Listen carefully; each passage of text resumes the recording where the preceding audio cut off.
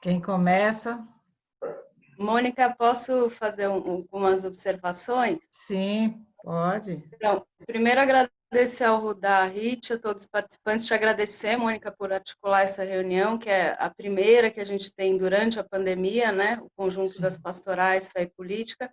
Cumprimentar principalmente Marta e Cris, né, que são companheiras aqui no Campo Limpo, mas vários companheiros de outras pastorais que a gente vinha interagindo virtualmente, né, mais pelo WhatsApp. Kátia, Robson, enfim, a gente tem se articulado já desde o início com um conjunto de movimentos sociais e fóruns para o enfrentamento político da pandemia. Né? O que eu estou chamando de enfrentamento político da pandemia? Se a gente tem as redes de solidariedade, em muitas de nossas paróquias, comunidades, grupos, a gente está fortemente engajado. Né?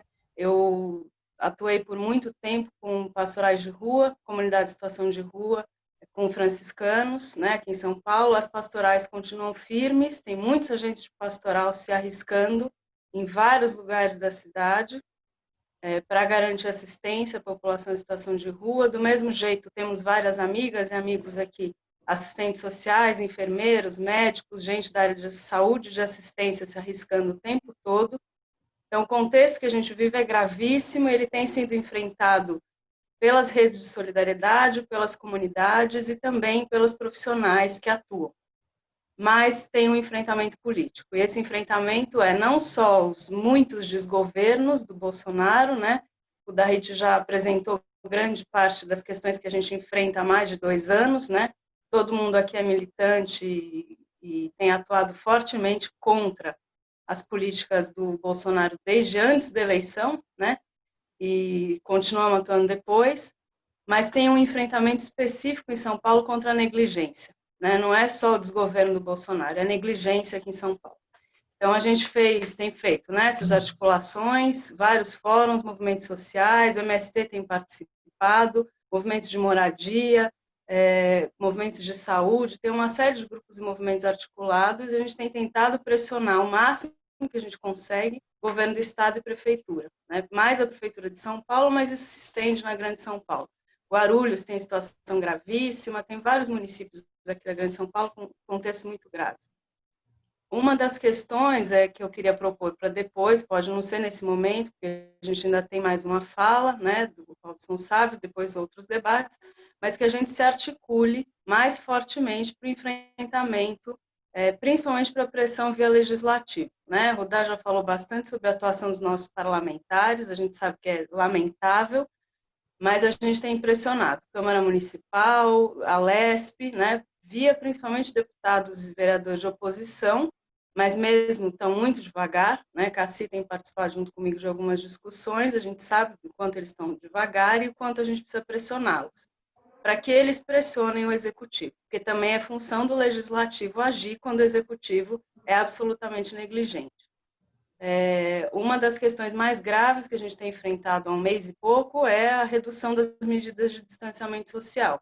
A gente faz essa pressão pelo legislativo, mas também judiciário. A gente conseguiu a articulação, a Associação Brasileira de Juristas pela Democracia e os sindicatos de advogados de São Paulo, eles entraram com uma ação contra o decreto estadual que reduziu as medidas de distanciamento pelo Dória, né? Essa ação foi importantíssima e a gente está em apoio a essa ação. Essa mesma articulação de 40, 50 organizações, fóruns e movimentos, a gente tem pressionado o legislativo, mas estamos em apoio ao judiciário, a essas duas organizações, na verdade, que pressionam pelo judiciário a volta das medidas de distanciamento.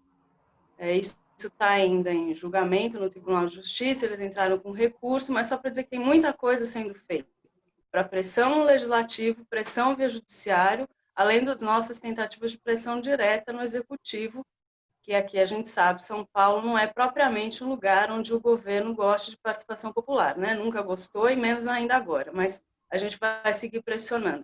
Eu só queria que a gente aproveitasse, no final da reunião, nos encaminhamentos, uma articulação mais firme das pastorais fé política, nesse sentido de pressão política em relação à pandemia. Tá? Depois a gente retoma isso. Desculpa, eu fugi um tanto do tema, mas acho que o que a gente está vivendo é grave demais. As vidas têm urgência, as vidas não têm mais pressa, tem urgência, não é de hoje.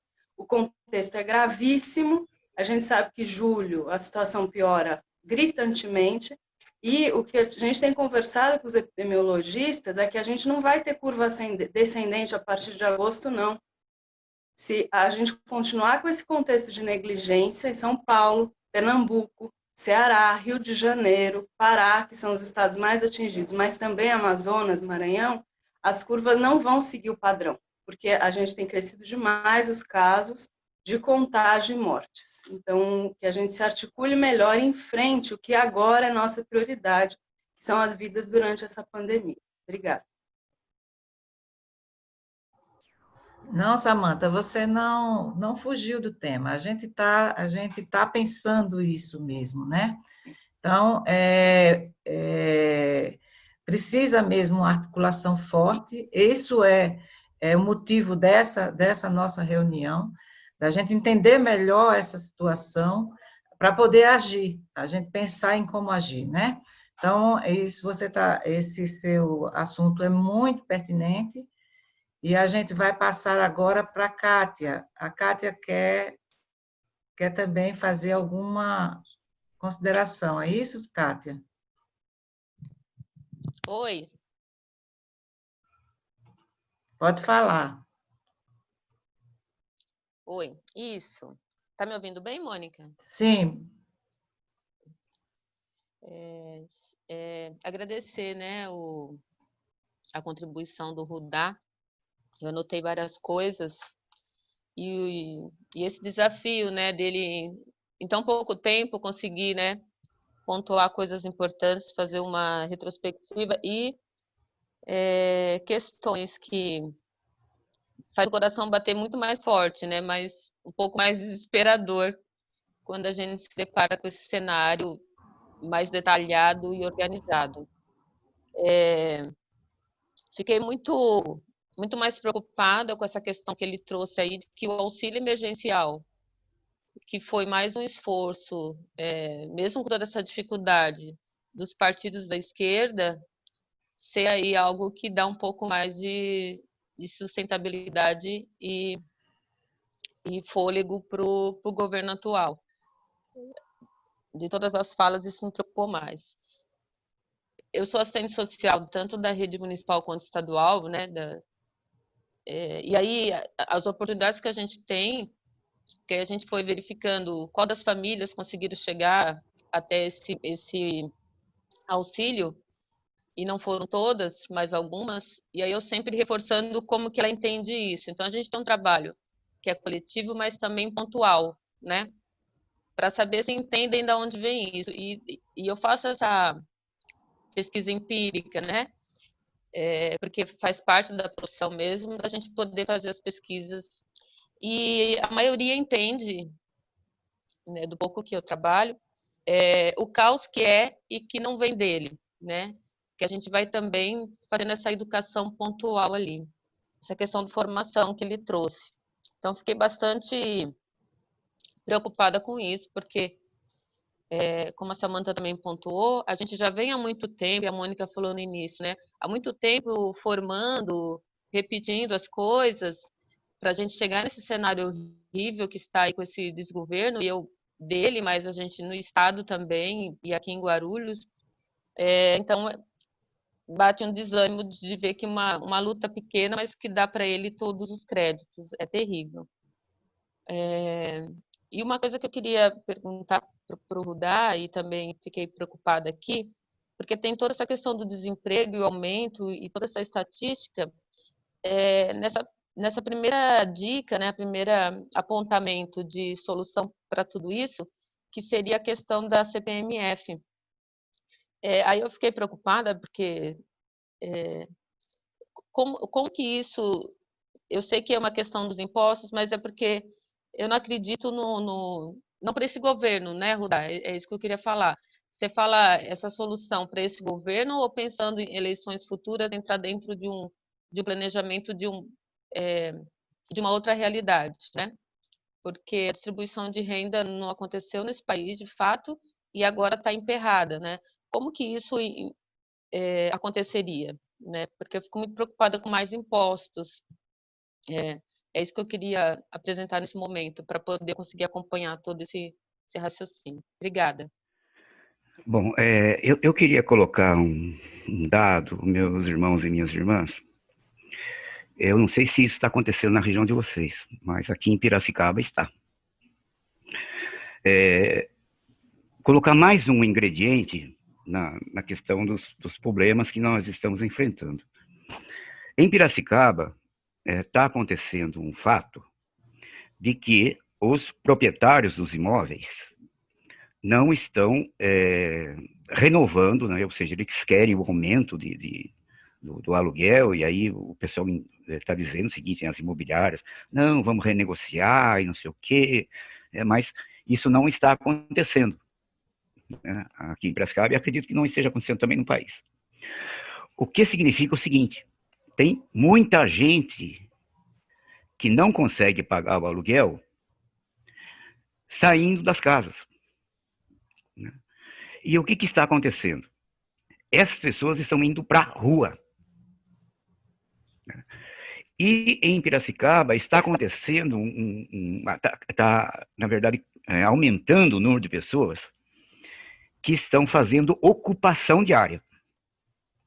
Então, saiu aí já nos jornais, talvez você tenha até visto, né, a desocupação, né, a reintegração de posse da comunidade de Itacoaral, e nós estamos aqui tentando segurar uma reintegração de posse da comunidade Renascer, que são mais de 300 famílias, e está aumentando, né?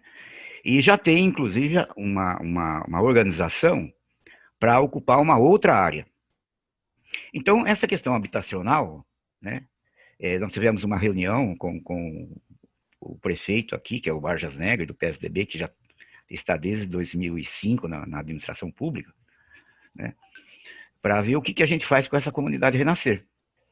Então, acho que, assim, além dessas questões colocadas pelo Rudá, né, eu gostaria de incluir aí a questão da habitação, né, porque eu acho que isso é uma coisa que entra lá na questão, particularmente, do território, né, e que aqui em Piracicaba está aumentando. Não sei como é que isso está acontecendo em outros locais. E uma outra coisa que eu queria, que o Rudá talvez comentasse, é assim, dentre os 3 tópicos que ele colocou, eu gostaria de saber se poderia haver um 4º tópico, efetivamente, que é a chamada auditoria cidadã da dívida. Porque sempre se justifica que nós estamos devendo, né, esse é o discurso do Guedes, que nós estamos devendo, que nós temos que pagar, porque nós temos uma dívida e não sei o quê, papapá, né? Vai em cima dos servidores públicos, né? Colocam uma granada no bolso deles, a expressão foi essa, né? E a partir daí justifica-se todo um discurso, baseado inclusive na tal da lei de responsabilidade fiscal, né? Que você tem que segurar para poder pagar a dívida, e depois que pagar a dívida, isso depois vai crescer, e que depois vai vir, que não sei o quê, que está parecendo um discurso da década de 70. Né? Então, eu gostaria também que o Rudá colocasse essa questão da auditoria cidadã da dívida, se poderia ser uma possibilidade. E quero colocar aí também o tópico da habitação, né? Da ocupação do solo urbano. É só.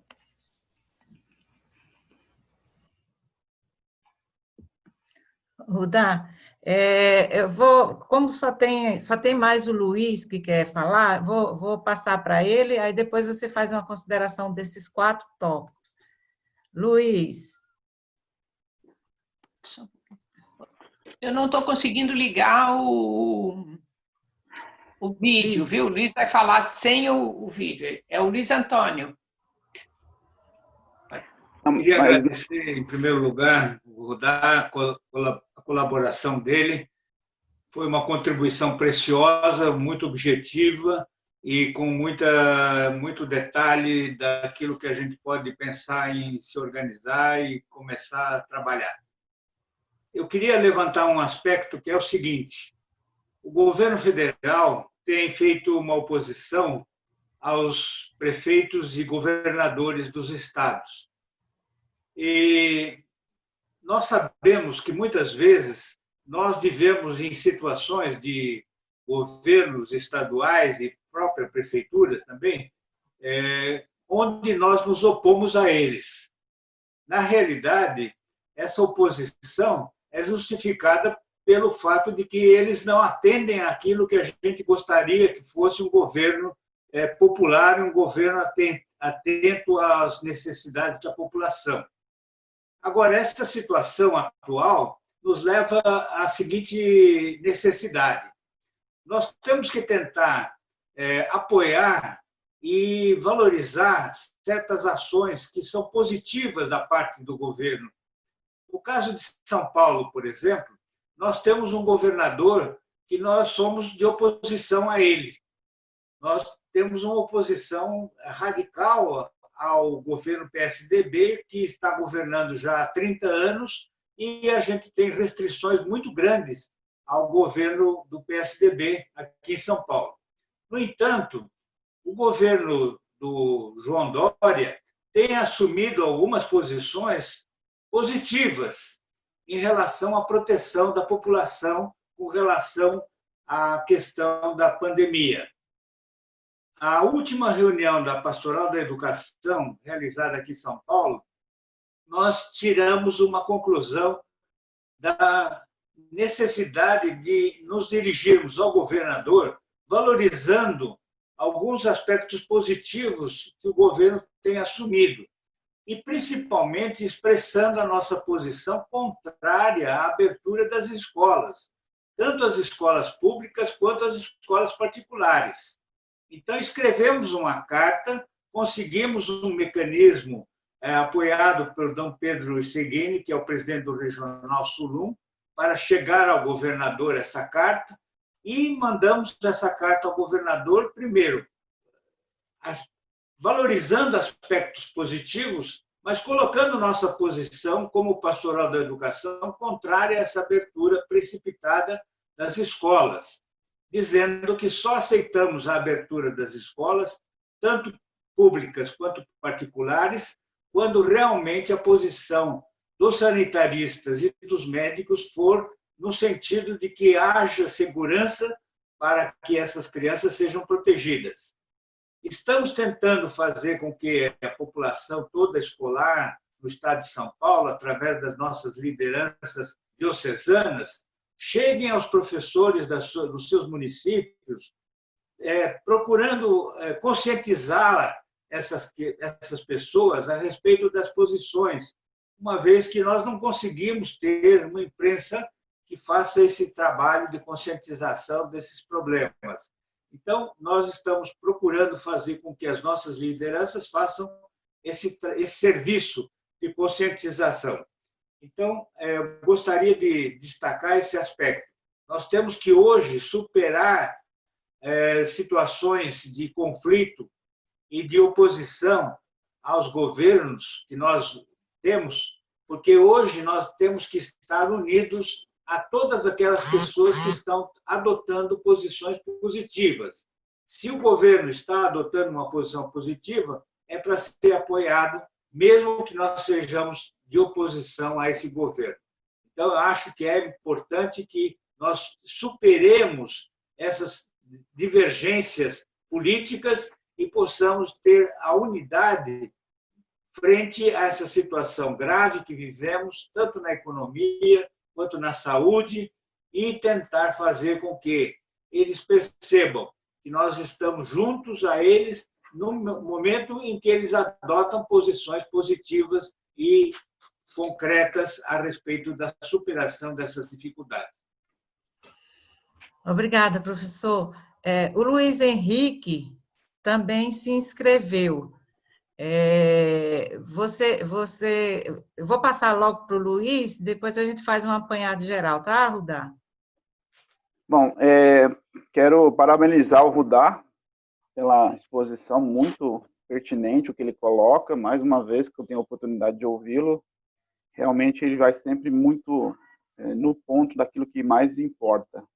Eu acho que isso ajuda bastante a gente nesse momento e tenho certeza que Robson, que vai vir depois, vai ajudar também nesse processo. O Rudá apresenta uma coisa importante, eu queria caminhar um pouco na linha que o Luiz Antônio colocou, por isso que é importante falar o nome completo, né? Porque às vezes falou Luiz, eu já ia engatinhando falando, mas tinha esquecido de Luiz Antônio. Então, assim, uma coisa que também me preocupa bastante é que em todas as nossas análises de conjuntura, que a gente tem participado ultimamente, a gente tem feito o papel da análise de conjuntura nacional e, às vezes, internacional.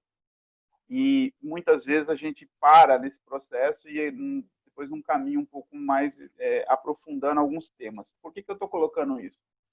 Porque nesse processo de enfrentamento da pandemia, claro que o governo federal tem muita culpa nisso, e o Luiz Antônio coloca uma preocupação importante, que o governo Bolsonaro transfere boa parte dessa responsabilidade do seu governo para os governadores e prefeitos.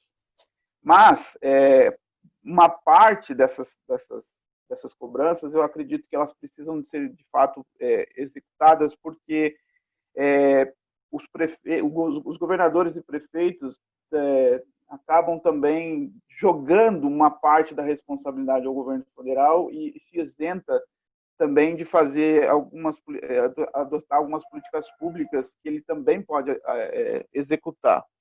Nós temos cidades aqui em São Paulo que são cidades, diria que tem um orçamento grande, que podem, de fato, colaborar nesse processo de enfrentamento da pandemia. Eu vou pegar só o exemplo de São José dos Campos, que é uma das cidades mais ricas do Brasil, tem um orçamento que, inclusive, cresceu nesse ano de 2020, mas quando você olha as políticas públicas de enfrentamento à pandemia e ajuda à população, a gente percebe o quanto esse governo municipal, aqui no caso de São José dos Campos, trata a coisa. Então, assim, só dando como exemplo, os recursos federais recebidos para o enfrentamento da Covid se resume basicamente à compra de materiais de higiene pessoal, como máscaras e artigos de proteção individual, mas, por exemplo, não comprou cestas básicas, ela simplesmente recebeu isso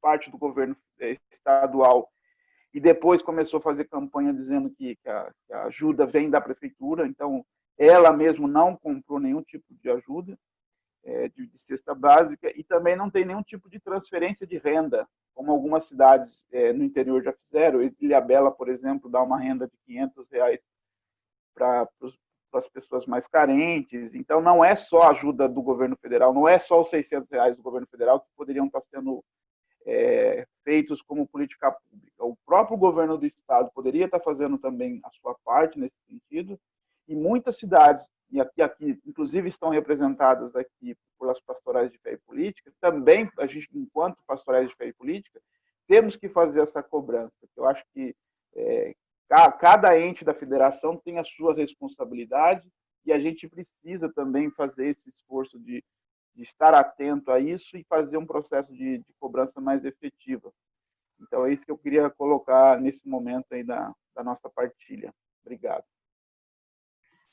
Obrigado, Luiz. Rudá, agora com você. Bom, vamos lá. Difícil tanta pergunta, falar rápido, né? Mas primeiro, sobre a CMF, né? A contribuição sobre movimentação financeira. Em primeiro lugar, é possível vincular o recurso, como a gente tem a vinculação de um percentual do orçamento para a educação e para a saúde, é possível, na lei que cria a CMF, você já definir qual o destino dela, né? Então, fazer um orçamento vinculado. Segundo, contribuição não é imposto. Isso significa que a arrecadação não é distribuída pelos entes federativos, né? Essa é a segunda questão. Terceiro, qual o problema de ter mais imposto? Esse discurso não pode ser nosso, não. Esse discurso é de empresário. A gente não pode entrar ingenuamente nesse debate. O que a gente precisa é inverter a lógica dos impostos brasileiros. O imposto brasileiro, ele é regressivo. O que quer dizer isso? Quanto menos eu ganho, mais eu pago, proporcionalmente, né? Por isso que eu falei, 70% dos impostos brasileiros vem de quem ganha até 2 salários mínimos. Nós temos que inverter essa lógica. Aumentar o imposto, aumentar mesmo, sobre os que ganham mais. Se eu ganho mais do que a maioria da população, eu estou sendo bem franco, eu ganho mais. Eu tenho que pagar mais, ué. Qual é o problema? Vocês acham que eu vou ficar pobre se eu pagar mais? Vejam a carga tributária que tem nos países nórdicos da Europa, na maioria da Europa. Aí vocês vão falar, não, mas lá é país rico. Nós somos mais ricos que eles. Nós somos mais ricos que a Suécia. E por quê? Porque nós temos uma imensa desigualdade social. O economista francês Thomas Piketty diz que nós somos o país mais desigual do mundo. Os dados do Banco Mundial indicam que nós somos o sexto. Mas em 200 países, nós somos o sexto, continuamos numa situação horrorosa. Então, eu queria propor para vocês pararem com essa coisa. Ah, tem muito imposto. Isso é discurso, eu acho que imoral, do empresariado brasileiro para usar os incautos para que eles paguem menos imposto e eles não sejam depois acionados pela justiça por cometerem um crime contra o erário público. Então, eles estão tentando se safar. E vocês vejam que o discurso deles é tão sem vergonha que eles dizem assim, se diminuir imposto, a gente cria mais emprego. Mentira! Eles não falaram isso sobre a reforma da Previdência? Não falaram isso sobre a reforma trabalhista? E sabe o que aconteceu? Aumentou o desemprego. Sabe por que aumentou? Porque quando eles diminuem o custo, ao invés de contratar, eles colocam robô e automatizam a produção. Veja os bancos. Na pandemia, estão tendo lucros recordes. Então, assim, a gente tem que parar de ser ingênuo. Nós estamos disputando o dinheiro público. Nenhuma grande empresa do Brasil vive sem dinheiro do Estado. Quer ter certeza do que eu estou falando? Vai no site do BNDES e consulta os empréstimos que o Itaú, o Bradesco, o Fiat, Ambev fizeram com dinheiro de pobre. Eu volto a falar, 70% do arrecadado no Brasil vem de quem ganha até 2 salários mínimos, não de rico. Então, temos que discutir imposto, sim, mas o que eu estou falando de contribuição não é imposto. É o seguinte, movimentou o dinheiro na conta bancária, não tem jeito de sonegar, 1% vai direto para a contribuição. Se eu vincular essa contribuição a uma única forma de gasto, está resolvido. E nós temos que ter um projeto de Estado, gente. A gente tem que parar de ficar pensando só em política de governo. Ah, o governo Lula agora eu apoio, agora é o governo Bolsonaro, eu quero que seja uma porcaria a vida de quem é pobre. Não dá para pensar assim, principalmente cristão, pô. Nós podemos fazer oposição, mas nós temos que lutar que no governo Bolsonaro ele acabe adotando políticas sociais justas. Nós temos que lutar por isso. Senão fica politicagem como os outros. Né? Segunda questão.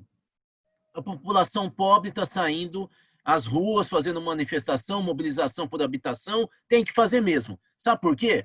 Porque ninguém está pensando neles durante a semana. Olha, tem fotos e fotos. Eu fico horrorizado por exemplo, de ônibus do Rio de Janeiro ao metrô de São Paulo com gente, na maioria negra, tendo que pegar o ônibus, um encostando no outro. Não adianta ter máscara. Se eu estou encostando no outro, porque se o cara tossiu, ou alguém sem máscara que está contaminado, mas está assintomático, tossiu ou espirrou no braço dele, eu encostei no braço do outro, eu peguei. E aí eu respiro aquele quando eu tiro a máscara em casa, se eu não tomar banho, acabou, gente. Então, quem está se ferrando no Brasil é trabalhador pobre, negro, que está indo pegar ônibus e metrô para poder trabalhar e viver. Ninguém pensa neles. Aí, quando eles pegam e fazem manifestação ou ocupação, a gente fala, não, vai contaminar, é aglomeração. Ó, vocês vão me perdoar porque eu vou fazer uma crítica a mim mesmo. Isso é típico de filho de europeu branco, né? De classe média, média alta, né? Porque na hora que a gente não está lá, né? Para ajudar aqueles caras a ficarem lá, né? Então, essa é a segunda questão. Auditoria da dívida pública. A proposta é excelente, mas eu tenho que falar para você dar uma má notícia.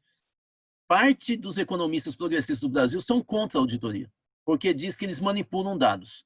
É bom que vocês saibam disso, inclusive economistas muito interessantes, como é o caso do Davi Decache, que é um jovem economista, assessor da bancada do PSOL na Câmara de Deputados. Então, assim, só para vocês entenderem por que uma proposta tão boa como essa, ela acaba emperrando e não vai nem para os partidos progressistas.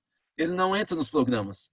Tem uma disputa entre os economistas progressistas em relação a esse dado da dívida. Sabe? É bom que... Eu não vou entrar aqui em detalhes, mas eu já briguei com muitos deles por causa disso, porque eles vão com muita violência contra o pessoal da auditoria.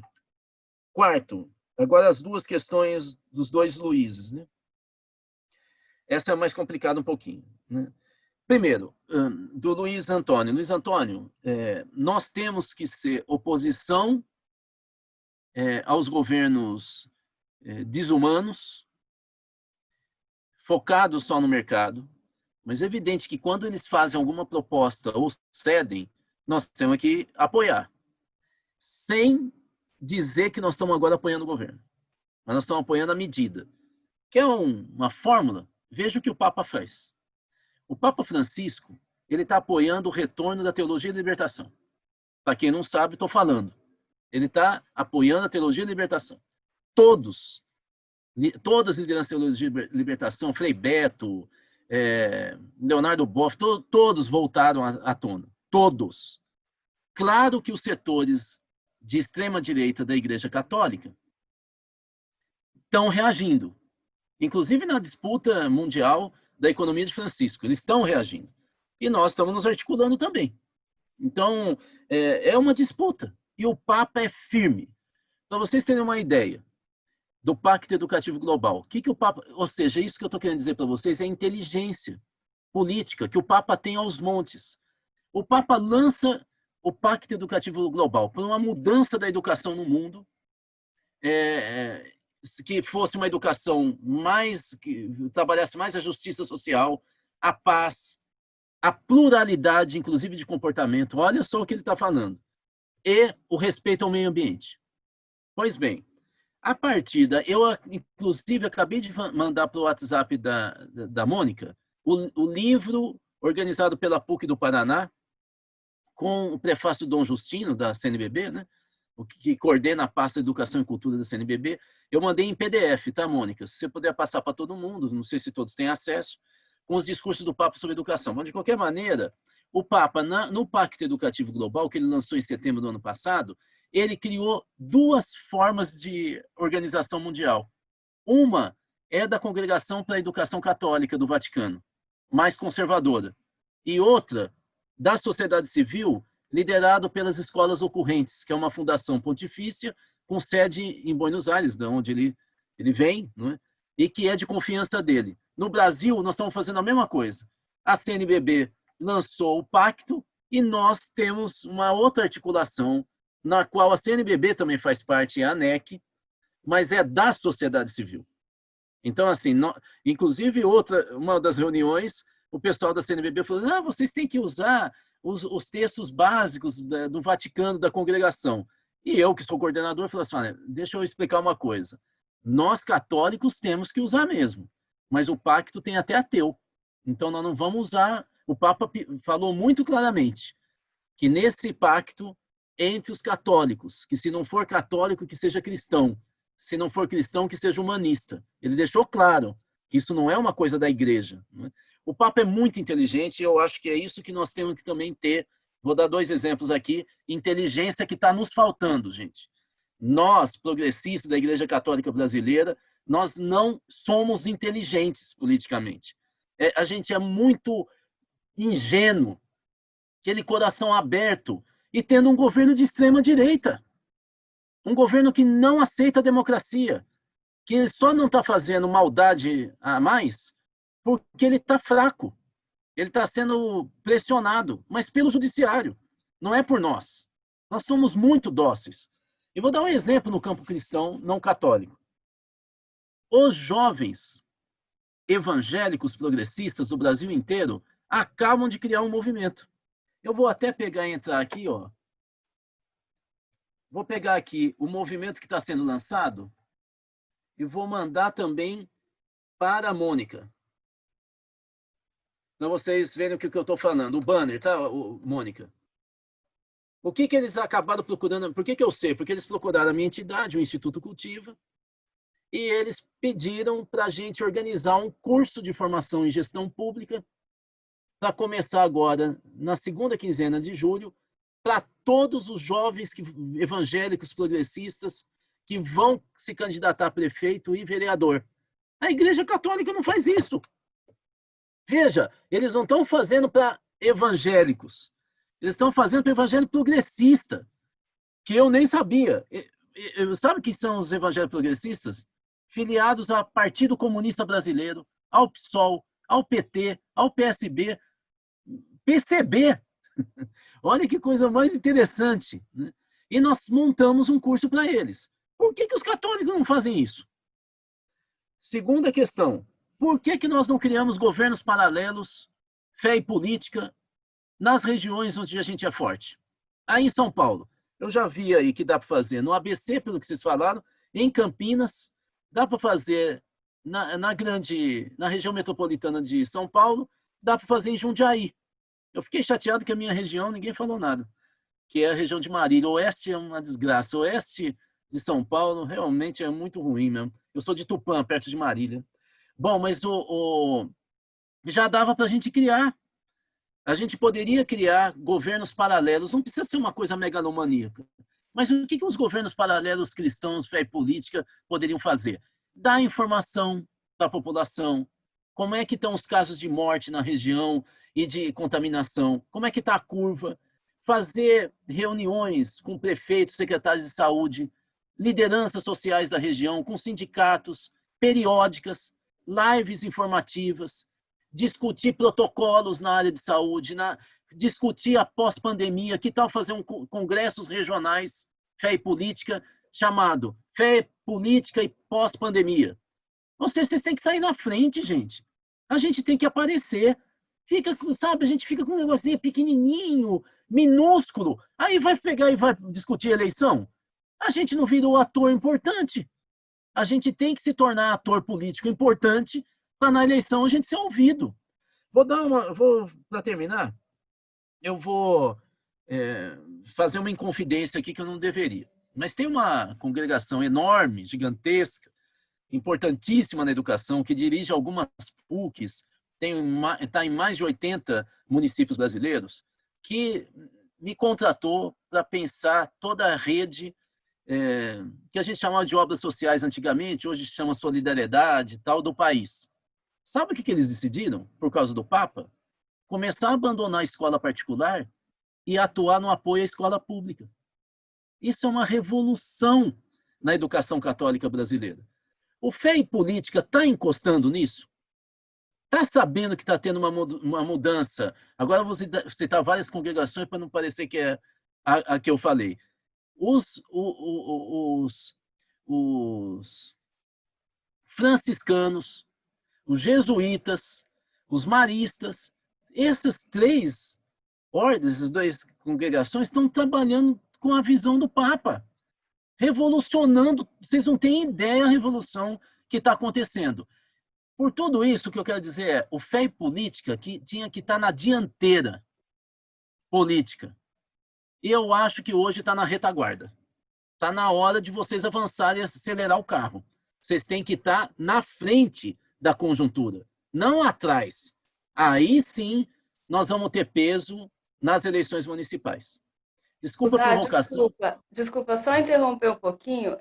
Desculpe cortar aí, fugir do protocolo, mas te dizer o seguinte, somos pequenos, retaguarda mais ou menos. Eu só queria te dizer de novo, eu peço desculpas, mas acho que você não ouviu. 40, 50 organizações, movimentos sociais e fóruns de toda a região metropolitana, articulados a grandes movimentos como MST e movimentos de moradia, por políticas públicas de enfrentamento da pandemia, sendo construída essa articulação desde o fim de abril, pressionando Prefeitura de São Paulo, prefeituras da Grande São Paulo, governo do Estado, a ação junto com a BJD e os sindicatos de advogados e as ações no Legislativo. Só quero dizer que a gente está nesse enfrentamento, sim. Quem que está falando? Quem que está falando? Samantha Freitas. Eu sou Samantha, Fé e Política e Brasil não se limita a São Paulo, Samantha. Eu estou falando de projeto político, Samantha. Essa articulação não está junto da ABEF, que está no Brasil inteiro. Ela não está nas ações da Caritas. Ela não está no Nordeste, onde nós temos o maior avanço de organização rural do país. É pensar pequeno, Samantha. Você me perdoe, mas está na hora de pensar grande. Nós estamos num país de tamanho continental. Nós estamos numa desgraça nacional. Não dá para a gente ser bairrista. Não dá para pensar só pequeno. Nós, católicos, a gente não precisa ficar falando da igreja, mas nós estamos na maior igreja do país. A maioria da população cristã é católica, não é evangélica. E nós estamos agindo como se a gente fosse pequeno. Está na hora da gente voltar a ter aquela pujança que foi no período das SEBs. Eu lembro do Encontro Nacional de SEBs em Vitória, que a gente listou naquele momento 81 mil SEBs no país. 81 mil! Então, assim, não é possível que a gente continue agindo de maneira local, desse jeito que a gente está agindo. Nós temos que voltar a ter articulação nacional, ter um projeto estratégico. O que faz em São Paulo tem que estar no Rio de Janeiro, tem que estar em Minas Gerais, tem que estar no Paraná, tem que estar em Pernambuco, Maranhão, no Amazonas. É isso que está faltando. A gente entrar na política para valer. Porque senão a fé vai ser particular. E fé para nós é pública, é mundial, porque todos nós somos filhos de Deus. Está na hora da gente ser coerente. Eu acho que é muito melhor o que vocês estão fazendo do que não fazer, mas é insuficiente. Rudá, agora a Cris está querendo falar. Depois a Cassi. Pode falar, Cris. Áudio. Oi. Assim, fico um pouco triste aí com essa fala do Rudá, com esse nosso pequeno aí, porque eu vejo assim, para a gente conseguir, a gente, né? Vou falar aí, não me falando a gente, mas a Samantha, todo esse trabalho que ela teve aí para estar levantando essas organizações, todos, não é um trabalho pequeno, não, é um trabalho grande. Eu entendo que você fala a nível de Brasil, mas a gente está se reorganizando no pequeno, e acho que é através do pequeno que a gente consegue crescer, através do nosso pedaço, com muita dificuldade, porque a gente é igreja, e a gente sabe como que é atuar na nossa igreja, a gente tem tanto pessoas que estão aí junto com a gente, como também tem muito movimento contrário. Então, a gente está se reorganizando aí, né, nessa fé e política, né, nas nossas, pelo menos aqui nas nossas comunidades. Não sei como é que está aí no restante do Brasil. Mas eu ia... essa é nessa última colocação. E com relação aí a essa... você falou da CPMF e essa questão dos impostos, me preocupa essa fala também, porque a gente sabe, a gente tem visto aí os projetos que saíram reduzindo verbas para saúde, educação, reduzindo um monte de coisa, e aí quando você coloca a criação de uma taxação novamente, e quem garante que realmente isso aí vai entrar, né, para onde esse é o nosso, seria a nossa vontade. Mas se a gente já tem um país que é rico, então eu não consigo entender assim uma criação de mais um imposto, uma taxa, qualquer que seja o nome que coloque, sendo que a gente tem outros meios que poderiam estar recorrendo a esses recursos, né? Essa é uma dúvida minha. E temos aí também, né, esses trabalhos, como foi colocado aí com essas pessoas em situação de rua, que é um trabalho aqui da nossa paróquia, que aumentou até realmente nessa época da pandemia, mas uma outra preocupação que me trouxe aí, uma fala que você colocou, dos R$600, que realmente trouxe uma fala positiva em cima desse governo, e que a gente sabe que não foi, né, da luta que foi para que se conseguir esse valor, que deveria ser muito maior. É uma preocupação que a gente tem de se apoderar por esse valor. É que essa última fala aí me deixou um pouco... eu fiquei... Estou tentando aqui reorganizar minhas ideias, mas era isso.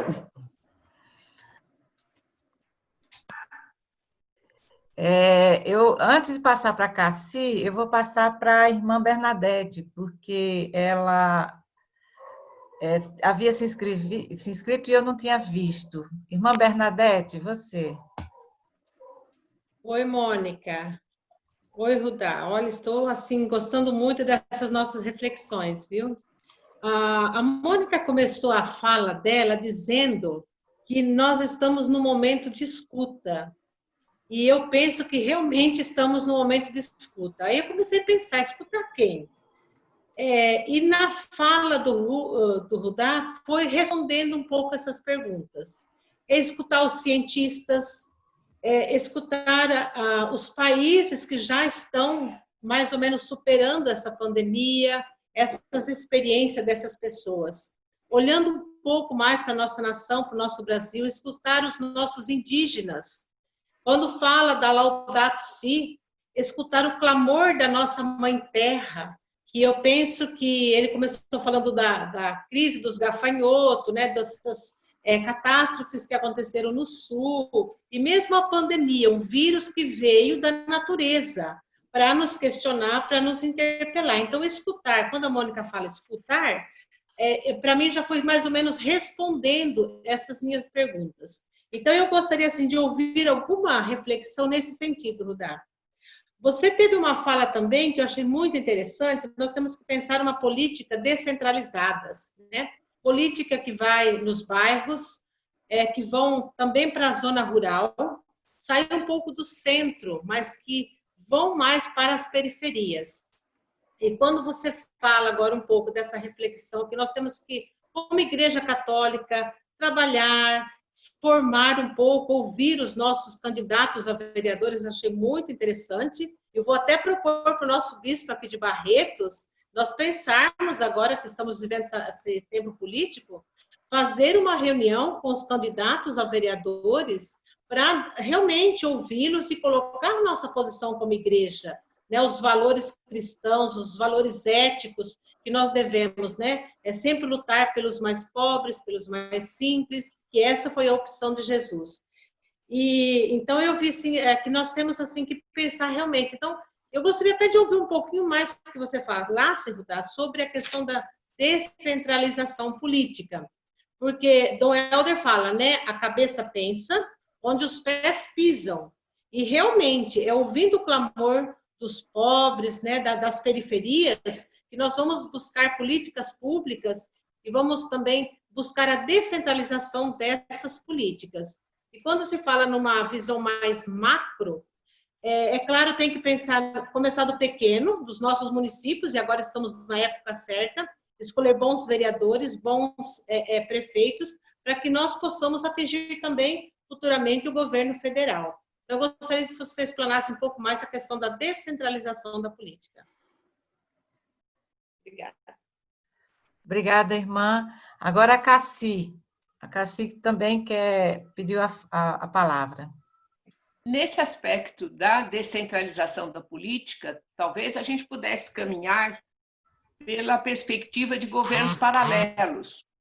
É uma perspectiva que já surgiu há tempos atrás. O Comparato tem alguns artigos sobre isso, mas nós poderíamos pensar exatamente como, por exemplo, a irmã Bernadette colocou, o que seria em Barreto um governo paralelo, o que seria organizado ali na região de Campo Limpo um governo paralelo, quer dizer, que a gente tivesse algumas perspectivas de como organizar esses governos paralelos. Jundiaí, algum modelo, né? Jundiaí também a gente poderia pensar em Jundiaí também esse trabalho.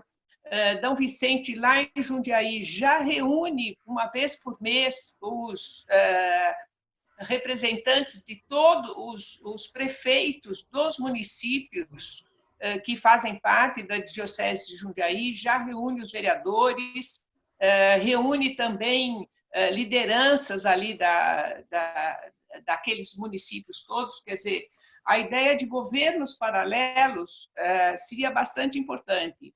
Um modelo de governo paralelo que nós poderíamos pensar é o que foi organizado nas favelas de Paraisópolis e Heliópolis, onde, pela pesquisa feita pelo Instituto Polis, me parece que foi sobre a favela de Paraisópolis, se revelou que o número de mortes pelo Covid na região, dentro da favela, foi menor do que o número de mortes na região próxima de Vila Andrade, no bairro próximo, justamente devido a essa organização forte dentro da favela, que fez aquilo que a gente está insistindo, né? A conscientização da população, a possibilidade de serviços médicos, a distribuição de cestas básicas, o atendimento às mulheres e a orientação às mulheres, principalmente.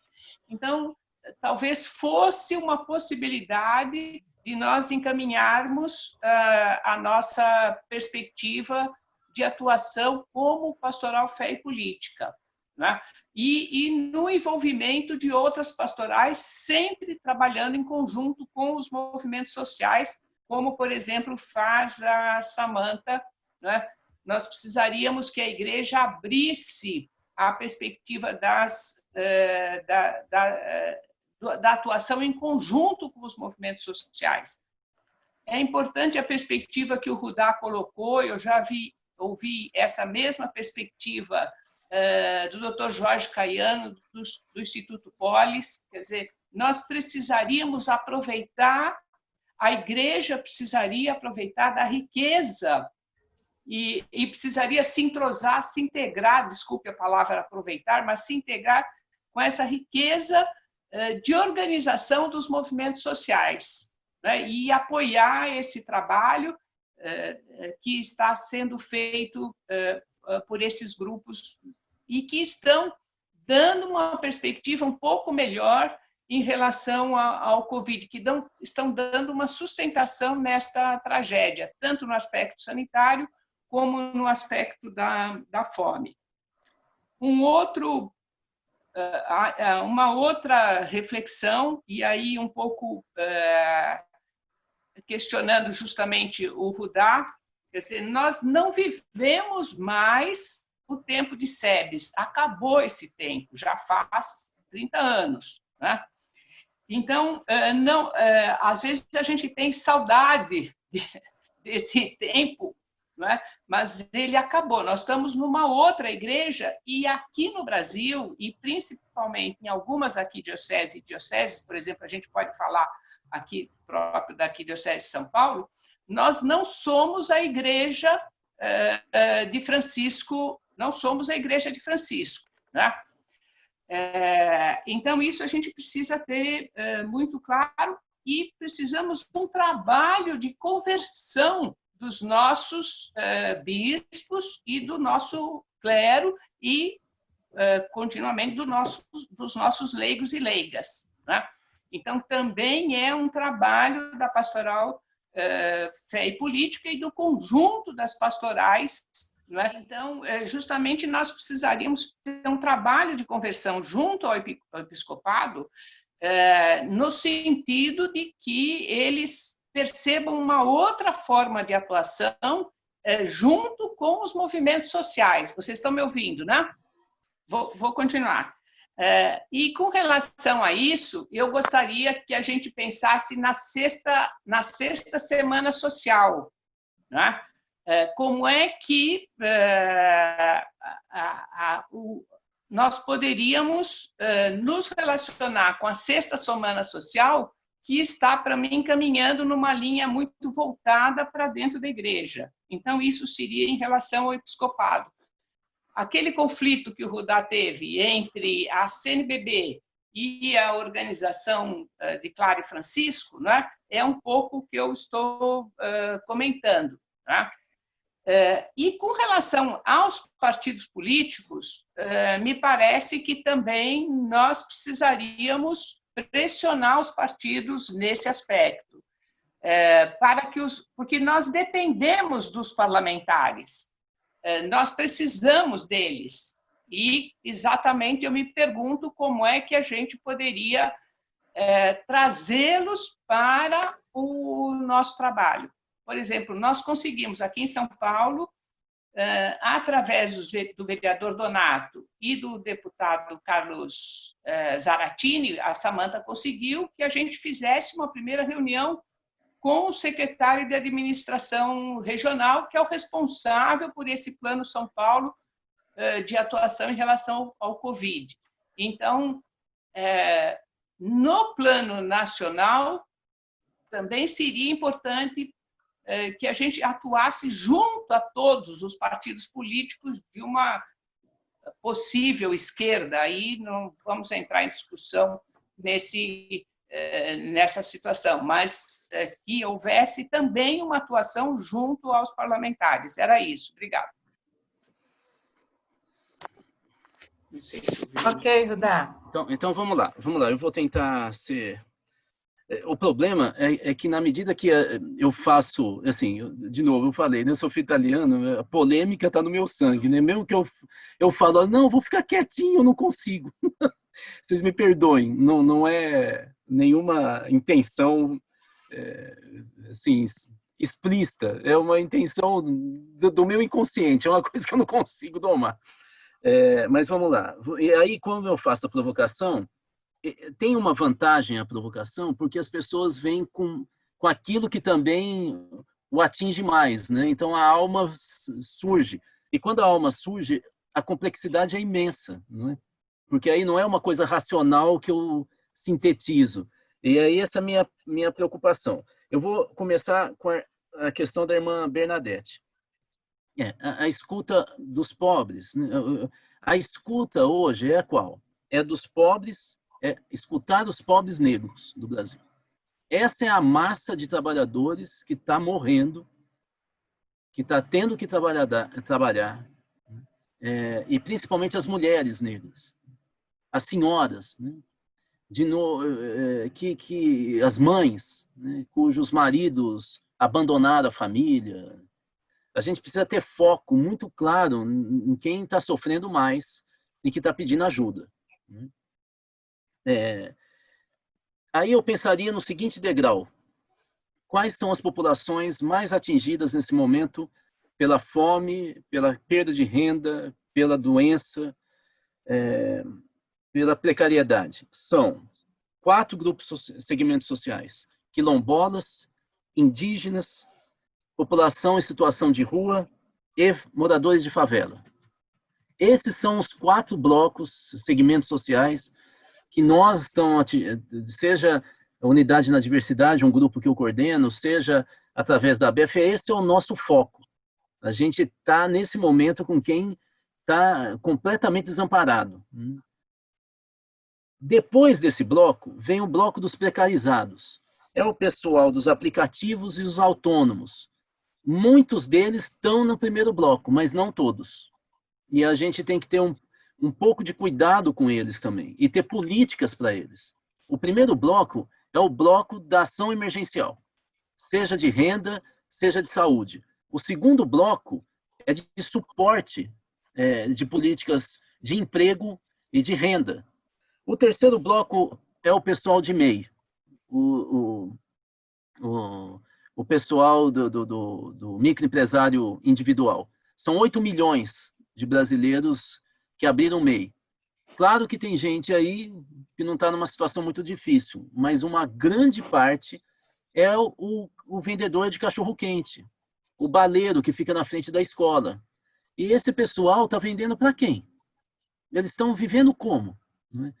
E nós temos que pensar também neles. Aí nós temos que ir para lá, lembrando, como o Milton Nascimento cantava, que o poeta vai onde o povo está, e não é o contrário, o povo vai onde está o poeta. Né?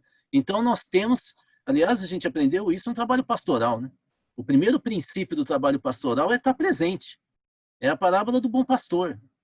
As ovelhas sabem quem é que é o verdadeiro pastor, porque ele sempre estava lá. Quando ele chamou, eu reconheço.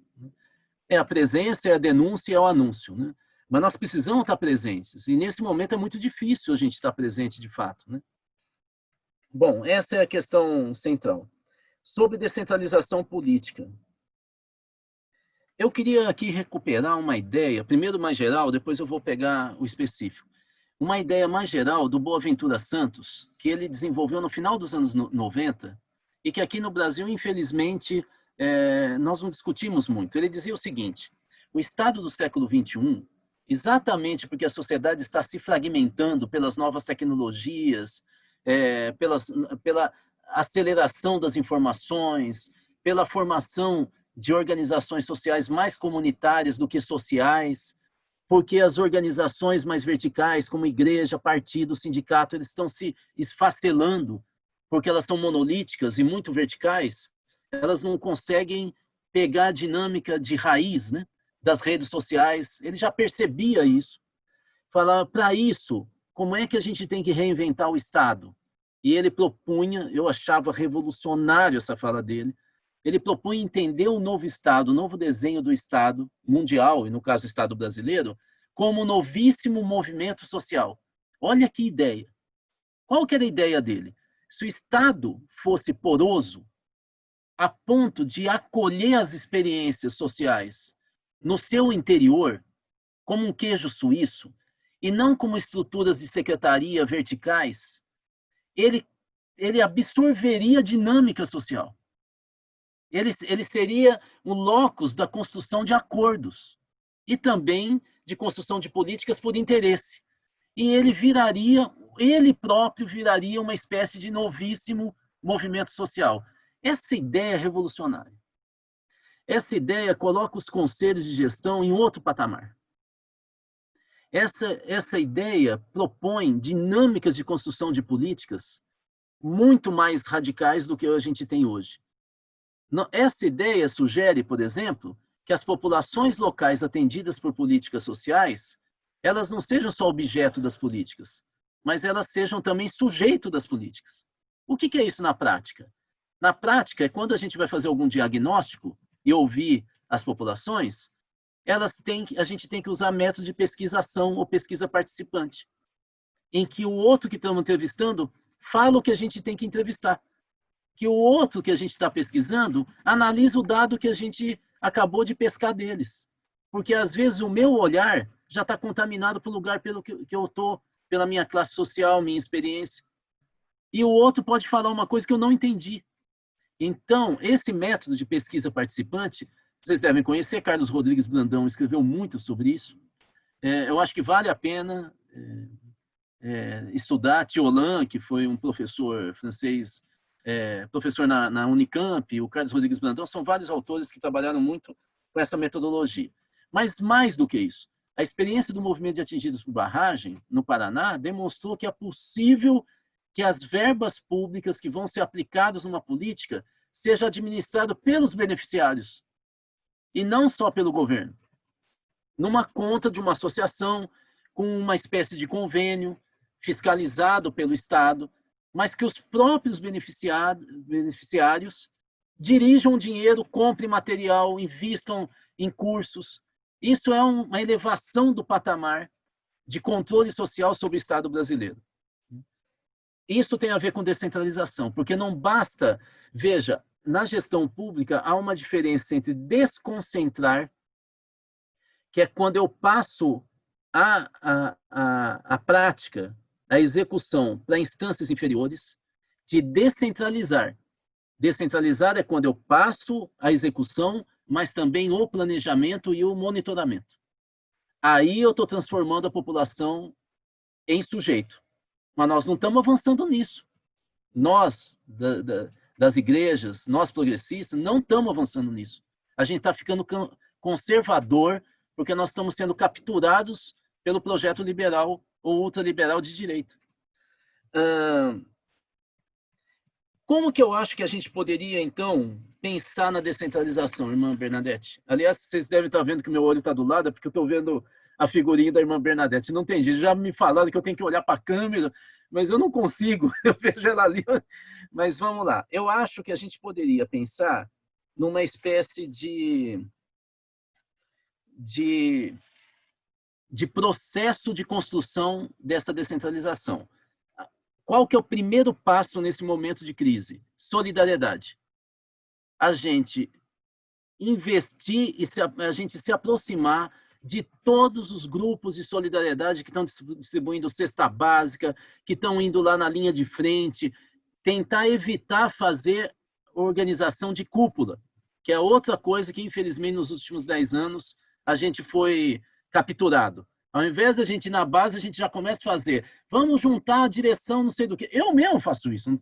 Quando eu falo no plural, não é assim uma coisa que eu estou me safando. Não. Eu vou pensar, eu falo, não, tem que chamar o Boulos, aí eu tenho que chamar o Stedley, eu tenho que chamar o Darcy do movimento. Eu penso a cúpula. A gente, quando nos anos 80, a gente nunca pensava assim. A gente pensava, eu tenho que ir lá no bairro, eu tenho que ir lá em São Miguel Paulista, eu tenho que ir lá na igreja lá de Hermelino Matarazzo do Padre Ticão, eu já pensava no bairro. Agora não, a gente pensa na cúpula e faz reunião de cúpula. E quase sempre as cúpulas não estão na base, ou estão de maneira muito leve. A questão é a gente encostar nas ações de solidariedade, porque aí a gente fala com o coração das pessoas. Aí vem de novo a ideia da presença. A pessoa sabe que nós não somos safados, que a gente não está lá disputando. Nós estamos lá ajudando, do jeito que eles quiserem.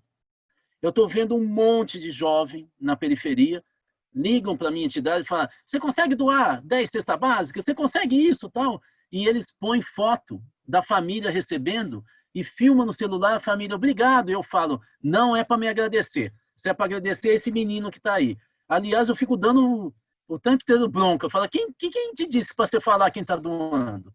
Não é para falar, não. Isso aí não quero propaganda. Então, eu vejo a emoção. Um jovem, por exemplo, agora, fez campeonato de pipa, mas como não pode sair na rua, era a pipa mais bonita, tudo pela internet.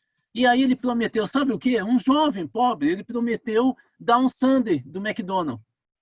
E o menino que ganhou, num júri popular, tirou foto, ele me mandou. Falou, olha só que legal, Rudá. O cara coloca, ô velho, você é o cara, hein, meu? Prometeu e tá aqui, ó. Ele tirou a foto do sundae do McDonald's, que ele toma uma vez a cada 3 meses, né? E olha lá. Então, isso faz com que a pessoa perceba que é possível ter gente solidária. Né? Da solidariedade, eu acho que podemos começar a fazer reuniões com o pessoal que já vê que nós não somos safados, que nós não estamos lá pedindo voto. E aí a gente criar os comitês regionais ou os governos paralelos, que eu vou falar daqui a pouquinho um pouco mais.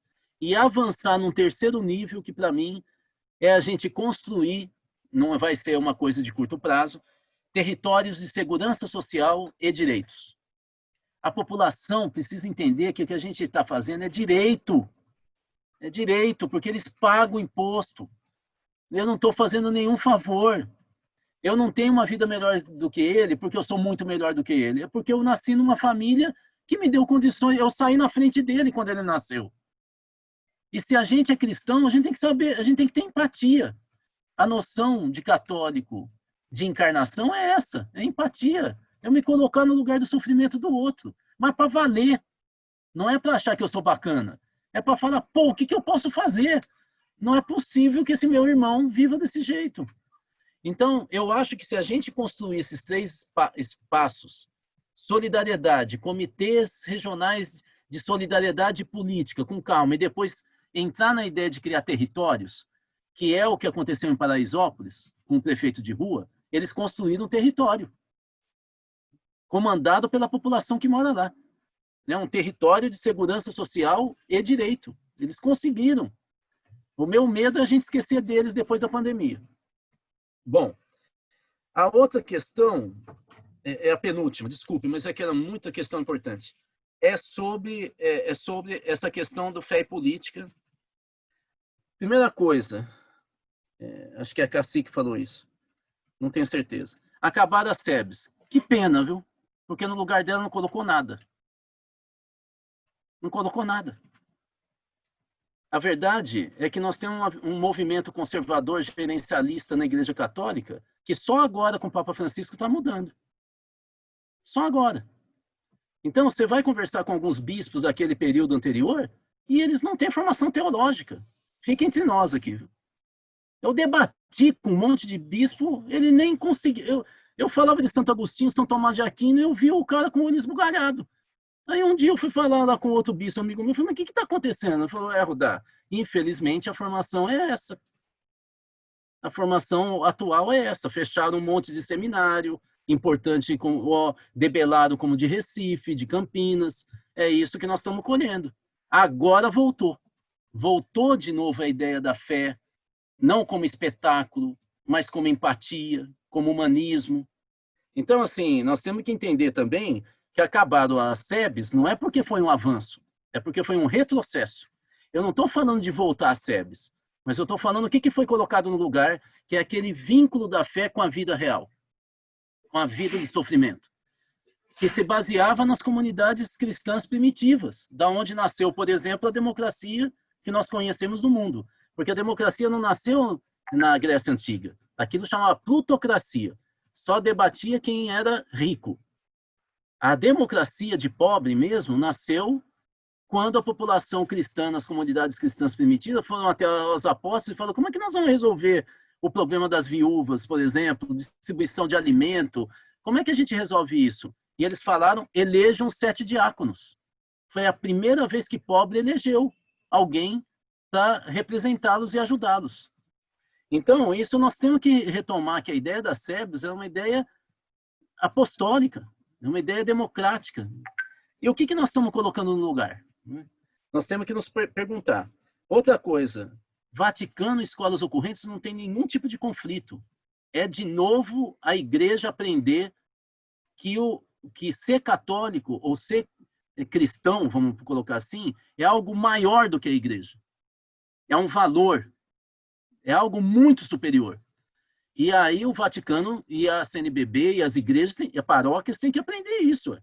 Tem um monte de cristão que não vai na igreja, então por isso ele não é mais cristão. E é aí que nós temos que voltar a pensar que o Papa está completamente correto. Tem uma ação da igreja institucional e tem uma ação que anda junto, de lado, mas com gente que é humanista, que tem valores cristãos e nem sabe, e que a gente pode estar fazendo um movimento cristão sem ele ser. Não é? Isso é muito importante. Fé e política. O que eu acho que o movimento Fé e Política, para mim, por que eu estou dizendo que é insuficiente? Em primeiro lugar, porque não tem um desenho estratégico. Não tem um desenho estratégico do Fé e Política, não tem um desenho estratégico de Estado. Sem uma visão de Estado, gente, não tem política. Não existe política, principalmente num país tão desigual como o nosso. Ou vocês acham que os caras que têm o controle do dinheiro vão começar, de repente, a acordar e falar, não, eu tenho que agora ajudar o pobre. Aqui no Brasil não tem isso, infelizmente. Segundo, sem uma visão estratégica, não tem uma formação continuada no Brasil inteiro, como a gente tinha nos anos 80. Qualquer lugar, qualquer rincão, tinha formação. E era semi-autônoma. Tinha material da Arquidiocese de São Paulo, por exemplo, sobre fé e política, aqueles slides, lembra? Que era super bacaninha, que falava que a gente ia se juntando até formar um oceano, lembra aqueles desenhos? Mas tinha gente lá na zona da mata que pegava e retransformava aqueles slides, fazia desenho e fazia reunião com 20 pessoas. Esse modelo de formação é que mudou o país nos anos 80, que vai criar um monte de organização popular e vai estar dentro do Congresso Constituinte. Eu pergunto, nós hoje conseguiríamos ter aquele peso no Congresso Constituinte que a gente teve? Eu acho que não. Porque nós perdemos o fio de ligação da nossa organização com a organização de base. Perdemos. Só temos pela caridade, ou pontualmente. Mas não é um movimento nacional que debate valores e culturas. Quem teria coragem nos anos 80 de falar que era de direita? Ninguém. Ninguém tinha coragem. Porque a gente debatia valor. Mas eu acho que a fé e política, no nível que nós estamos de debate, principalmente com a crise, deveria ter centros de pesquisa e diagnóstico, diagnósticos participativos em todo o território nacional para saber o que está acontecendo no pós-pandemia, como que está a vida das pessoas. Tinha que ter centros de elaboração de políticas públicas e políticas territoriais. Nós temos que estar em outro nível, gente. Não adianta a gente ter a boa vontade e não nos prepararmos para o nível de desafio do século XXI. O Fé e Política tem que dar um salto de organização, de formulação interna, tem que ser ator político. É fundamental que seja. Para terminar mesmo, a questão da Cris. Cris, deixa eu te falar, assim, muito fraternalmente. Você está tendo uma visão equivocada de imposto. Sinceramente. Se você quiser, a gente pode fazer uma discussão, posso te passar material do que é tributo. Não tem nada de ser contra imposto. Você fala assim, se nós somos tão ricos, quais serão os outros meios? Eu que te pergunto. Quais seriam os outros meios? Me fala um. Não existe, Cris. Não existe. O imposto passa a ser uma política pública no qual os cidadãos arrecadam recursos para, a partir da eleição, eu decidir o que fazer com ele. Esse é o único meio de criar política pública, financiar a política pública. E aí, o que acontece no Brasil? Os empresários, com esse discurso de que temos muito imposto, eles jogam o imposto indireto para o trabalhador e ele começa a diminuir a alíquota de imposto. Deixa eu te explicar o que é imposto indireto. Quando eu compro um celular, tem um imposto embutido aqui. Se ninguém me explicar isso, eu acho que acabou o imposto e eu não pago nenhum, só que eu pago. Se eu pegar e tomar um copo d'água, eu estou pagando imposto. Então, deixa eu te explicar. Trabalhador no Brasil paga muito mais imposto do que os ricos. Vou te dizer mais. Você sabe que se eu tiver um carrinho como Uber, para eu tirar um dinheirinho meu por dia, eu pago imposto, e o rico que tiver uma lancha não paga imposto? Você sabia disso? Então, Cris, nós temos que discutir política tributária, temos que aumentar imposto sobre rico e tirar imposto de trabalhador. Nós temos que disputar a política tributária. Vou te falar, então, só para você ver como que a história não é tão simples. Eu participei de vários seminários do Conselho de Desenvolvimento Econômico e Social que o Lula criou. Um deles foi sobre reforma tributária. Estava lá o Mabel, das Bolachas Mabel, que era deputado de direita, do lado do Palocci, falando da reforma tributária. E eu representando a sociedade civil. A hora que nós vimos a fala do Palocci e do Mabel, que era só como recuperar crédito de exportação para empresário e como equalizar a guerra fiscal entre Estado, nós juntamos na hora do café todos que representavam a sociedade civil e nós falamos para a dona... Como que ela chamava? Agora, era Hilda Arnes? Era Hilda o nome dela? Zilda. A dona Zilda Arnes falou, dona Zilda, a senhora topa, depois que nós discutimos, a senhora topa ser a nossa porta-voz e falar para eles, que era o que a gente tinha discutido, aonde que está a justiça tributária? Ela falou, lógico que eu topo. Voltamos para o plenário, ela levantou a mão e falou, eu quero fazer uma pergunta aqui pela sociedade civil. Aonde que está o sentido da justiça tributária no que vocês falaram? Cadê imposto para a educação, para a saúde, para a segurança alimentar? Sabe qual foi a resposta do Palocci? Não dá para vincular. Nós temos que desvincular tudo do orçamento. Então, o melhor é a gente criar, por exemplo, uma taxação. Ele falava assim, não dá para, por exemplo, aumentar a taxação sobre cigarro, porque a gente contribui com o mercado negro de cigarro. Se a gente taxar bebida, ele não dava saída nenhuma. Então, o discurso de quem é contra a justiça tributária, ela acaba caindo no colo dos empresários. E a desigualdade no Brasil continua. Você quer diminuir a desigualdade? Taxa violentamente os mais ricos e vincula o dinheiro arrecadado para uma ação concreta com gestão participativa. Ou seja, eu tenho que ter um controle sobre o gasto público, que é algo que nós progressistas discutimos tanto com o orçamento participativo e depois do governo Lula a gente esqueceu. Nunca mais nós falamos disso. A gente simplesmente esqueceu de gestão participativa, de controle da sociedade. É tudo pela cúpula. É tudo pela cúpula. Eu posso te dizer, depois um dia eu vou falar, como no governo Lula nós tentamos aumentar o controle da sociedade sobre o gasto público e tinha ministro do governo Lula que era contra. Contra. Eu posso dizer quem era a favor e batalhou demais pelos movimentos sociais, que era o Luiz Dulce e o Gilberto Carvalho. Foram geniais, gente fantástica, mas perdeu a discussão interna.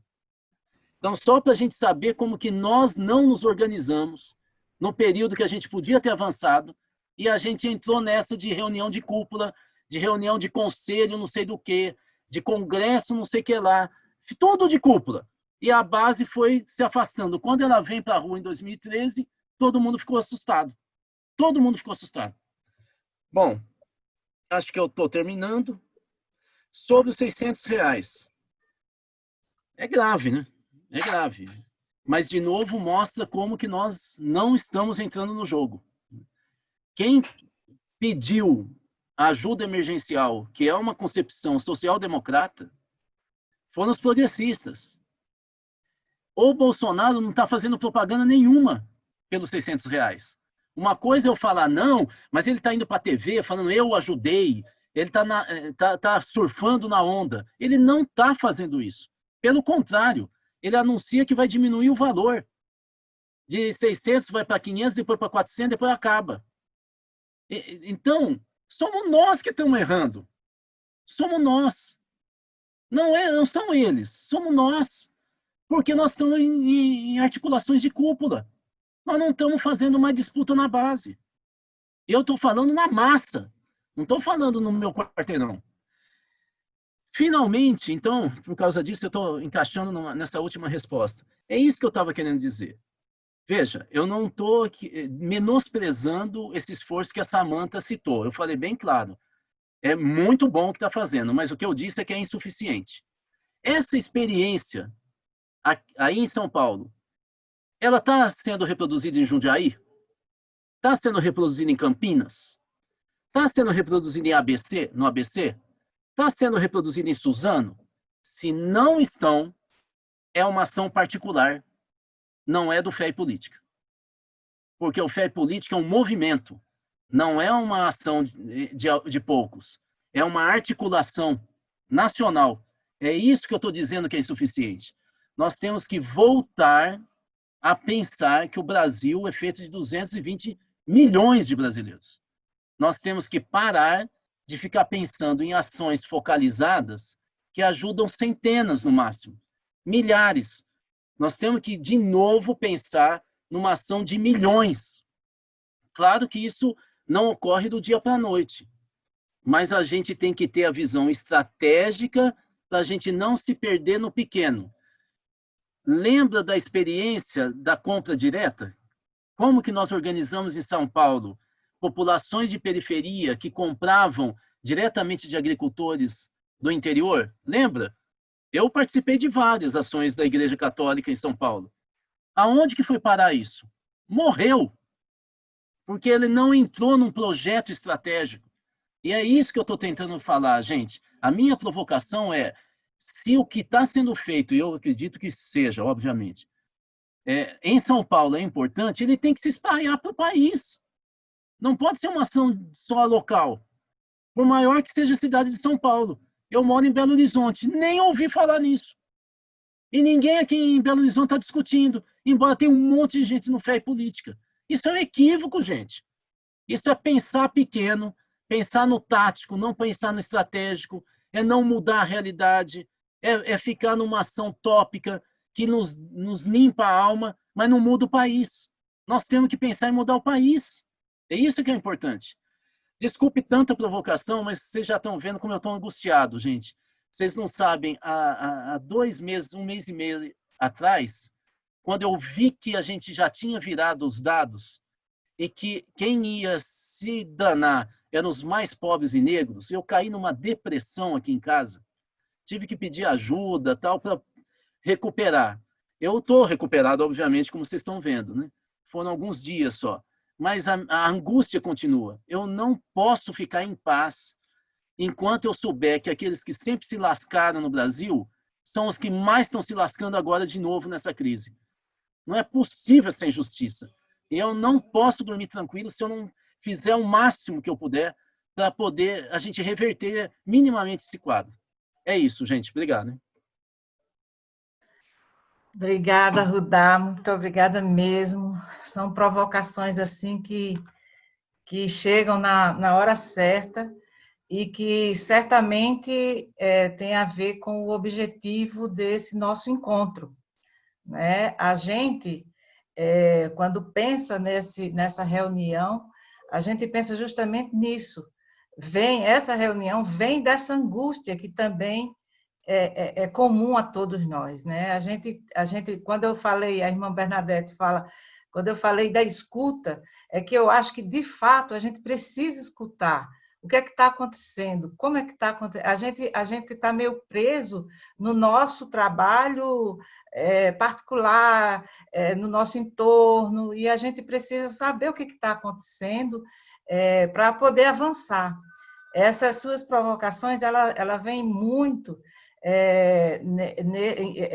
nesse sentido da gente também, né? A gente precisa, de fato, se articular, a gente precisa promover, produzir algo mais concreto. Você falou das SEBs, que nada substituiu, não ficou esse vazio aí das SEBs, né, para a gente aqui.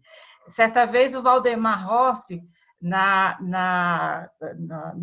quando começou a surgir aqui em São Paulo as escolas de cidadania, o Valdemar Rossi ele colocou as escolas de cidadania como sendo um instrumento que ia substituir as SEBs, né? E a gente, assim, é provocado com isso. As escolas de cidadania, os grupos de reflexão de fé e política conseguiram fazer isso, né? A gente chega num ponto que a gente fica olhando para trás, se avaliando, reavaliando o nosso trabalho, e a gente fica nessa angústia mesmo, porque a gente não sente que gerou esse trabalho aí de transformação.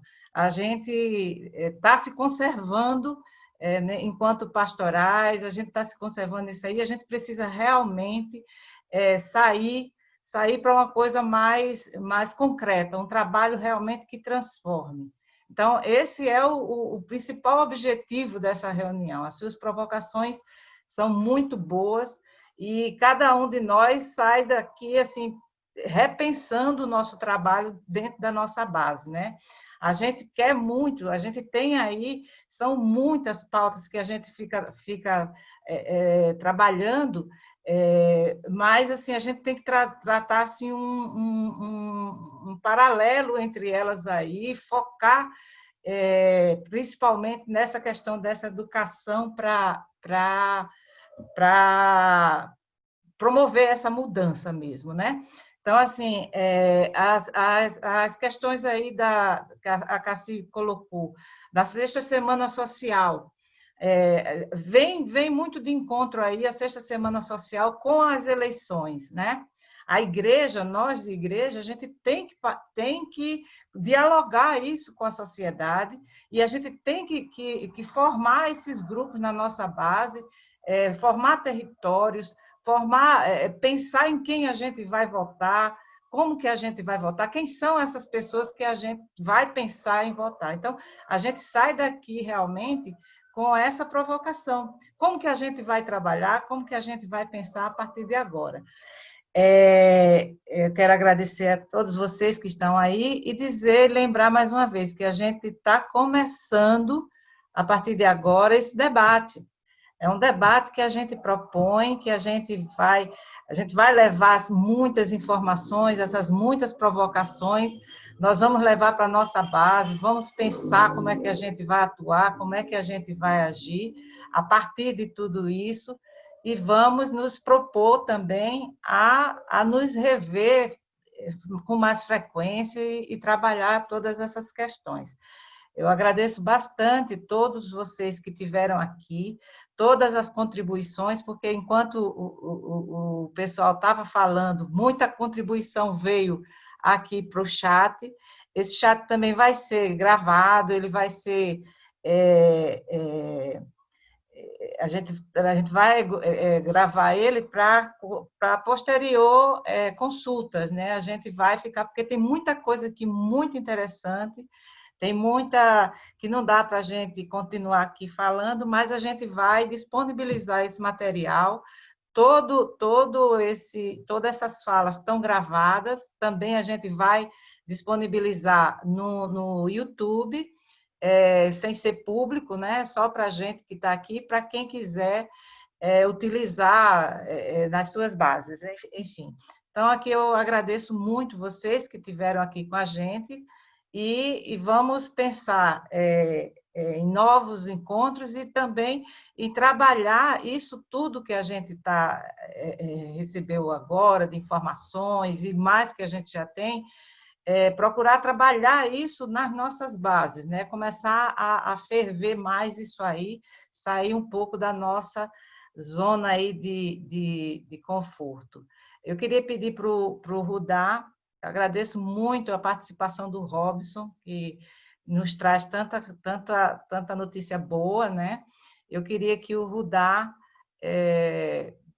passar a palavra para ele fazer umas considerações finais, e a gente vai se falando aí depois, quando a gente vou disponibilizar esse material do Rudá também, e vamos disponibilizar esse vídeo aqui e as contribuições do chat, tá bom? Rudá. Bom, rapidinho, agradecer essa oportunidade, eu fico assim, é um prazer, é um orgulho poder estar fazendo essa discussão. Eu fico só preocupado depois que eu falo, assim, na medida que eu vou falando, eu vou destravando demais, excessivamente, aí eu fico muito à vontade e começo a falar demais e provocar demais, né? Eu sei espero que as pessoas tenham entendido a minha intenção. E a hora que eu paro de falar, eu falo, nossa, mas eu podia ter falado de outro jeito, tal. A questão é que eu acho muito importante que vocês avancem. Eu acho que para terminar, toda a concepção, a mística, né, cristão, ele é essencial para a gente reconstruir os laços da humanidade, né? E a relação com a natureza nesse próximo período. Como eu disse no início, nós estamos entrando numa nova forma de civilização. Não vai ser apenas um interregno que nós vamos ter passado com esse Covid, mesmo porque a crise violenta econômica já estava em formação. Então, a gente estava construindo, que é outro tema que a gente pode estar discutindo, um tsunami, e aí o Covid fez uma onda maior, e nós temos 2 tsunamis criando uma tempestade perfeita, né? Então, eu acho muito importante que os valores sólidos, o humanismo, a crença no ser humano, o respeito de que todos nós somos, afinal de contas, iguais, né? Nós não estamos em hierarquias diferentes, né? E que as instituições estão para servir, são meios, não são fim. Nós evitarmos o que nós aqui sempre fizemos, entrarmos em disputas com outras igrejas, por pior que sejam, né? Não é esse o caminho, né, da gente. Eu acho muito importante que a gente saiba dessa responsabilidade que a gente tem nesse momento. Bom, bom final de semana, eu estou sempre à disposição, a Mônica sabe disso. Um bom trabalho para todo mundo e que toda essa discussão, fiquei muito contente com as notícias do Robson. Ele falou para postar, viu, Robson? Já coloquei no Twitter, tem um monte de gente já querendo saber o que é isso, acho que eu vou fala com o Robson. Eu estou assim, muito contente e esperançoso. Vocês sabem que eu acho que é uma máxima irlandesa que diz que mares calmos não formam bons marinheiros, né? Eu acho que a gente está passando por essa tempestade, espero que a gente consiga se fortalecer com isso e nos tornarmos melhores, né? Bons marinheiros, né? Um bom final de semana. Muito obrigada, Rudá. Eu agradeço imensamente a sua generosidade de estar com a gente aqui essas 3 horas, assim como todos vocês que vieram, porque a gente entende que esse debate é urgente, necessário, a gente precisa estar junto, conversar, falar sobre o que está acontecendo, e se mostrar, e enfrentar, e estar pronto para o que vai vir.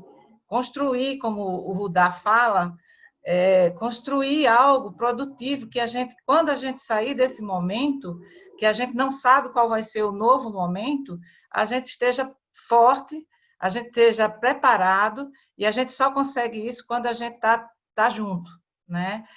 Não adianta um grupo isolado tentar fazer qualquer movimento isoladamente, a gente sabe que não funciona. É juntos, quando a gente está junto, é que a gente consegue avançar. E tomara a Deus que a gente consiga, nós, cada um nos seus territórios, mas juntos a gente consiga fazer a transformação que a gente precisa, pelo menos aqui dentro do nosso território, né? Muito obrigada, Rudá, e a todos vocês, muito bom estar com vocês. Todo o material a gente vai disponibilizar. A Cassi, ela está falando que vai disponibilizar o material que o MCCE está utilizando aqui, e a gente vai disponibilizar para todo mundo, tá bom? Muito obrigada e até a próxima. Mônica, só uma coisa, eu queria só agradecer muito você pela organização, Rudá Hit, Robson Sávio, todos os companheiros e companheiras de tanto tempo, né, de luta e caminhada, mas eu preciso dizer duas coisas. Primeiro, a gente tem feito um material local aqui na Diocese do Campo Limpo para as eleições municipais, que vai ser todo reestruturado a partir da pandemia, porque a pandemia mudou muitas das nossas relações políticas na esfera local e as expectativas e pressões que a gente tem que fazer sobre o poder público. Então, agradecer ao Robson, a gente vai colocar esse material no hot site, vai atuar como a gente tem atuado. Eu só queria reforçar que a nossa luta não é pós-pandemia, é durante a pandemia. A luta pela vida, ela tem sido feita por nós cotidianamente. Eu tenho muitos alunos adoecidos, familiares adoecidos, assim como muitas professoras, né, Cida? Assistentes sociais, profissionais de saúde, a gente lida todos os dias com a pandemia. E a nossa luta é pela vida, junto com os movimentos sociais, a articulação que a gente tem criado aqui em São Paulo, e a gente tem liderado, mas precisa ser ampliada. O dado está certíssimo, isso tem que ser ampliado no país todo, mas eu faço um apelo. A nossa luta é agora, e a impressão sobre o Legislativo, o Executivo e o Judiciário, para que eles promovam a vida, função para a qual eles foram colocados onde estão.